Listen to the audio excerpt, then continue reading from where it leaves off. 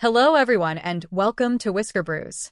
I'm Ginger, and today's story is a special one from my childhood. When I was in fifth grade, I had an unusual pet, a golden python. It wasn't albino but had stunning yellow scales with deep brown patterns.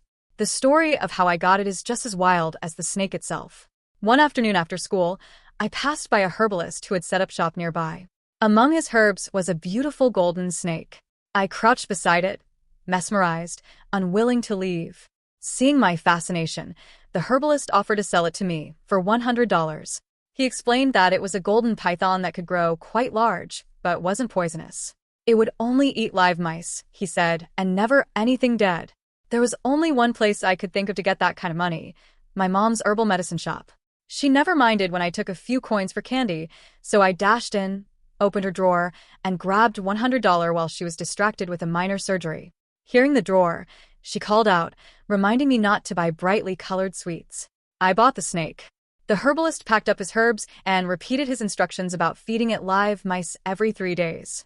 At home, I made it a cozy bed inside one of my mom's empty medicine boxes, lining it with my small blanket. The snake explored a bit, tried to climb out, then gave up and curled into a tight little heap. It looked like a lump of cow dung, but somehow, it was adorable to me. Conveniently, my mom used newborn blind mice to make mole removal ointments, crushed with herbs into a skin treatment paste.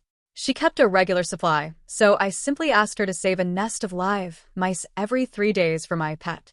Assuming I had adopted another kitten, she agreed without question. In return, she asked me to remind our neighbor about her freckle treatment appointment. That's how I kept the snake fed all winter. It grew quickly, eventually thicker than my mom's rolling pin. One cold, snowy day, I stole a few baby pigeons from my dad's coop to feed the snake. But this time, it didn't eat. It just stayed coiled in a corner, ignoring me. Worried, I didn't dare say I had a snake upstairs, so I asked my dad, "My classmate's snake isn't eating. Do you think it caught a cold?" He told me not to worry, it was just hibernating. The next year, feeding it became easier. My cousin, who secretly kept rabbits, started dropping off litters when they multiplied faster than she could hide them. The python would sometimes overeat and sleep for a week. When it woke, the rabbits had grown a bit, but it ate them anyway. By summer vacation, it was longer than me by over 30 centimeters. When it wasn't coiled, it would stretch out next to me in bed. It never wrapped around me, just stayed close. I felt loved when it greeted me at the door, though most of the time it was asleep. It was nothing like the cold, mindless reptile people imagine. When I called it to bathe, it would slither over, crawl into the water basin, then climb onto the towel, so I could dry it. After that, it would head back to its spot on the balcony, or curl up on my bed. It never once chased or bit me. It had never made a single aggressive move toward me, or anyone else. The only real downside? Its poop. The stench was unbearable, so pungent and overwhelming that even now, just thinking about it makes my stomach turn. Still, I believed our happy little life could last forever. I even imagined taking it with me after marriage someday. But everything changed just before that year's Mid-Autumn festival. My mother asked my sister to fetch a wooden box from my room, the one engraved with our pharmacy's name. She needed it for packaging gifts. That's when the disaster began. My sister found the door locked, which was strange since none of the rooms in our house were ever locked. Instead of looking for the key, she assumed the lock was jammed and called a locksmith. The locksmith opened the door easily. But as he pushed it open, ready to ask for his payment, he froze. There, right in front of him, was a huge snake, thicker than his arm, coiled on the floor, raising its head and hissing with a flick of its black and gray forked tongue. He screamed. My sister didn't. She fainted on the spot. The locksmith, in a panic, slammed the door shut and scooped my sister up, rushing her to our pharmacy. On the way, she regained consciousness, only to burst into tears and keep running beside him in fear. Back at the pharmacy, my parents were thrown into chaos when they heard what had happened. My mom was terrified and immediately called for professional snake catchers. But my dad, surprisingly calm, said, "No need. It's your younger daughter's pet." At that moment, I was still in class. Through the classroom window, I saw my father peering in from the hallway, his face somber and heavy. A feeling of dread washed over me. My teacher called me out, saying someone was looking for me. My mind raced. Had I done something wrong? Was I in trouble for sneaking money? Had someone found out about the snake? But my father's expression was so mournful, I assumed the worst. My grandmother must have passed away. The moment I stepped outside, tears welled up in my eyes. I ran to my dad and broke down, sobbing before he even said a word. Here's a rewritten version of the final part of your story, refined, emotionally resonant, and with strong narrative flow. It keeps your voice, tone, and structure but smooths out grammar, rhythm, and clarity for storytelling purposes. I wrapped my arms around my father's waist, sobbing as I tried to comfort him. Grandma's gone to heaven. Don't be sad, Dad. He stared at me, stunned, then suddenly kicked me to the ground. With one hand gripping his waistband, he yanked off his belt with the other and began whipping me furiously. Your grandma is dead? Your grandma is dead.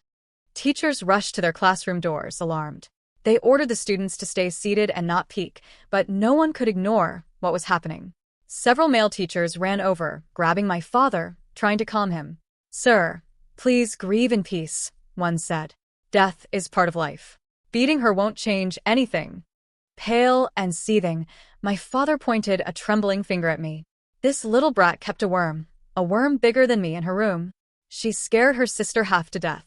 And now she dares say her grandmother is dead. The P.E. teacher, full of unhelpful enthusiasm and energy, like a husky off-leash, sprinted to call the snake catchers. Some of the male teachers, curious and excited, got the spare key to the school's side gate from the head teacher. That gate led directly into our backyard. My father dashed off to the pharmacy to get the house key, a crowd trailing behind him. As they all huddled in discussion at the stairwell leading up to our third-floor apartment, I took my chance. I slipped away. I sprinted to my room, unlocked the door, rushed inside, and locked it behind me. A collective gasp erupted outside. My dad shouted, "See? I told you it was her pet." They tried to scare me, yelling that the snake would eat me once it got hungry. But I didn't care. I cradled my Burmese python in my arms, sobbing uncontrollably. Moments later, the snake catcher arrived. He peered through the crack in the door, sack and hook in hand. He recoiled, yelling, This thing is massive. It's not a worm, it's a full-grown python. It could squeeze the life out of her in seconds." The locksmith tried reaching in to unlock the door, but I was faster. I bolted it again. When my mother finally returned home and heard what was happening, I still wouldn't come out. She sighed and said, "If you want to live with that thing, fine. Take it and go. Just tell me how much money you need." 2,000, I replied. Mom turned to the others. "Back off. I'll get the money." A while later, she returned and left the cash at the top of the stairs. I packed a few clothes, called the python out of hiding, and waited. It was hesitant, agitated. I crouched beside it, wrapped my arms around its thick body, and whispered softly. Slowly, it began to crawl toward the door.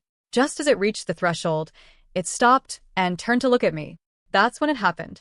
A pole dropped from the ceiling with a wire loop at the end. They threw it around its neck and hoisted it into the air. Its tail lashed violently against the floor, slapping wildly, desperately, before they forced it into a sack and carried it away. I screamed.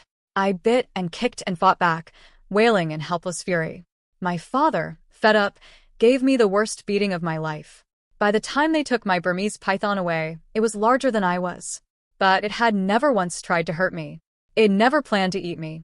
Yes, maybe I deserved that beating. But even now, the memory makes my chest ache. Anyway, that's it. Thanks for listening. And thank you for the coffee, though honestly, it tasted a little bitter tonight. Good night, everyone.